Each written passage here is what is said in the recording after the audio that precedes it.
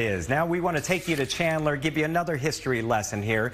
This is an area that didn't get a lot of recognition for a lot of time. However, our Mark Thompson was able to speak with two women who have spent their past years trying to preserve it and get it the recognition that it's now getting.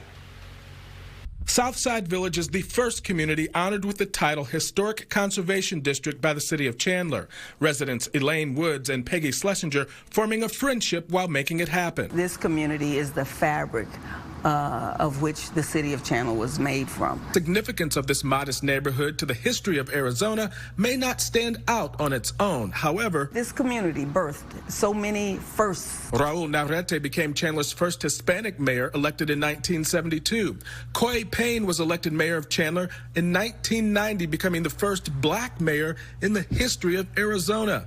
And professional boxer Zora Foley claimed Southside Village and was the first opponent to call Muhammad Ali by his Muslim name before their title fight back in 1967. When Zora Foley fought Ali, even though he was knocked out, Chandler was on the map. But the history of Southside Village goes all the way back to 1912 and Dr. Alexander John Chandler himself, a veterinarian who soon got into farming back when cotton was king. This area was designated for laborers of this community to service the city of Chandler. Southside Village was formed specifically to house the black and Hispanic cotton workers, but the sense of community grew out of necessity. You had to have entrepreneurs because of the fact people were not allowed to go to other places because of the color of their skin. Blacks couldn't eat in many Chandler restaurants or had to pick up their food around back. Kids were bused to rural schools in Ocotillo before Wynn School was opened. That property now,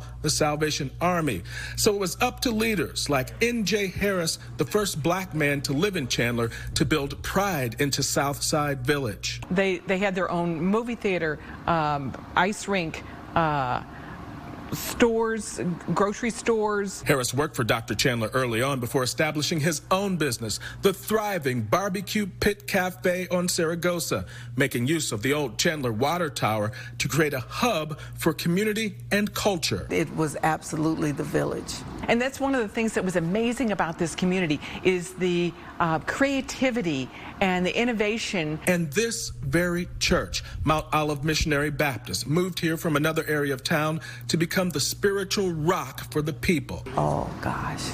You just put chills on my body. It took Woods and Schlesinger 2 years to earn the historic designation. We actually walked this whole area, gathering signatures, holding events in Harris Park, presenting to the Historical Society, and pitching City Hall. When we finally got the word, it was like a sigh of relief.